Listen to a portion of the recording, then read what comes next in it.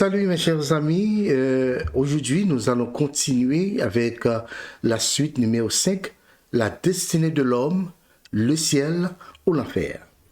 Nous ne devons cependant pas oublier que le prédicateur parle ici comme un homme de la terre amère et des illusions. Bien que ces paroles avaient été inspirées de Dieu, elle avait pour but de faire connaître la sagesse de l'homme, non celle de Dieu. Quand l'Ecclésiaste a dit « les morts ne savent rien », il a employé les mêmes mots hébreux que ceux qui ont été utilisés à propos du garçon qui a ramassé les flèches que Jonathan avait tirées. Le garçon ne savait rien. Jonathan et David seuls comprenaient la chose.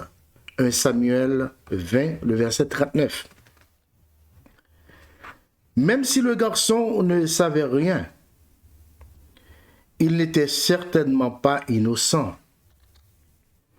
Il n'était tout simplement pas au courant de l'accord entre David et Jonathan. Les paroles de l'Éternel, les paroles de l'Ecclésiaste veulent tout simplement dire que les morts ne savent pas ce qui se passe sur la terre. Les croyants de l'Ancien Testament ne s'attendaient pas à cesser d'exister après la mort, mais croyaient qu'ils poursuivraient une existence consciente dans le Sheol en attendant la résurrection des justes. Dans le psaume 49, l'auteur inspiré présente la mort comme un berger qui conduit les méchants au Sheol et déclare que bientôt les hommes droits les foulent aux pieds. Il exprime ensuite avec confiance ce que sera sa propre destinée. Mais Dieu sauvera mon âme du Sheol, car il me prendra sous sa protection. Psaume 49, verset 16.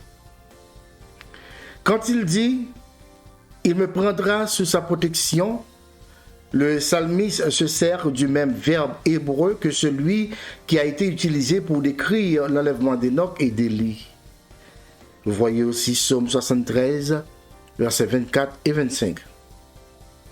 Les méchants connaîtront eux aussi la résurrection, mais ce sera pour l'opprobre, pour la honte éternelle. Daniel 12, verset 2. Nous avons vu que les croyants de l'Ancien Testament, bien qu'un peu pessimistes en envisageant la mort, ne la considéraient pas comme une simple inconscience.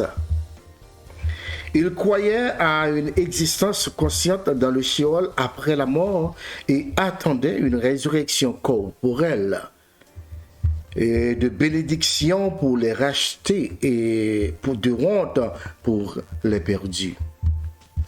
Dans le Nouveau Testament, nous voyons que la mort, nous voyons que le mot grec Hadès est l'équivalent du mot hébreu Sheol. Cependant, depuis la résurrection de Jésus-Christ, il n'est jamais dit que ceux qui sont sauvés sont dans l'Hadès. Les épîtres de Paul énoncent clairement que leur âme va immédiatement au ciel après la mort, d'après Philippiens 1er, versets 21 et 23. 2 Corinthiens 5, versets 6 à 8. L'Hadès est le lieu où les âmes des perdus attendent, dans un état de conscience, la résurrection et le jugement du grand trône blanc. Le mot Hadès ne fait pas une seule fois allusion au tombeau, à l'endroit où on dépose le corps après la mort.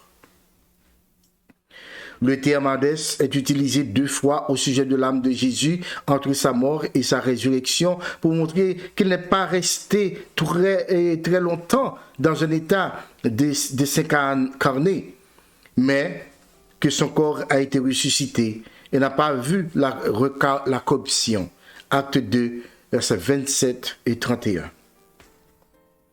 Le Seigneur Jésus s'est servi de ce mot quand il a déclaré que les habitants de Capernaum, qui l'avaient catégoriquement rejeté, seraient précipités dans l'Hadès. Luc 10, verset 15. Matthieu 11, 23.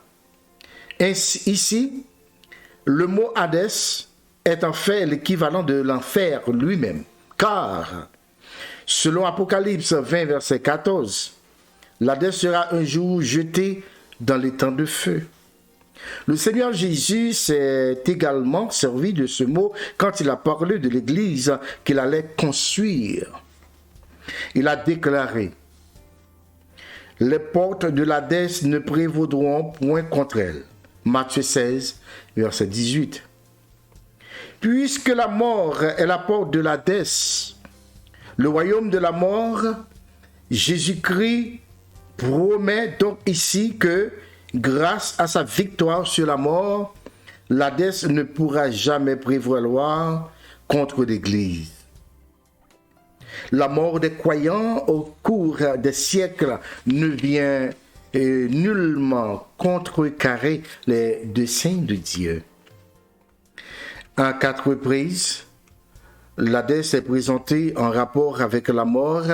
Apocalypse 1er, le verset 18, Apocalypse 6, le verset 8, Apocalypse 20, le verset 13, 14. La mort et l'Hadès.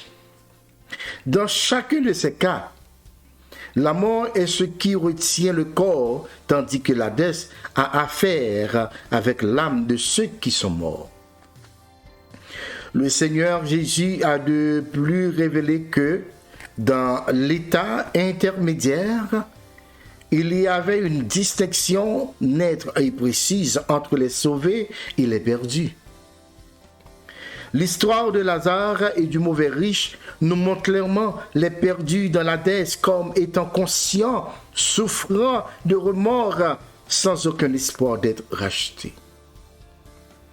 Pour terminer, je veux m'adresser à ceux qui ne sont pas chrétiens et souligner qu'une fois que vous serez morts, vous n'aurez plus aucune occasion d'accepter le salut.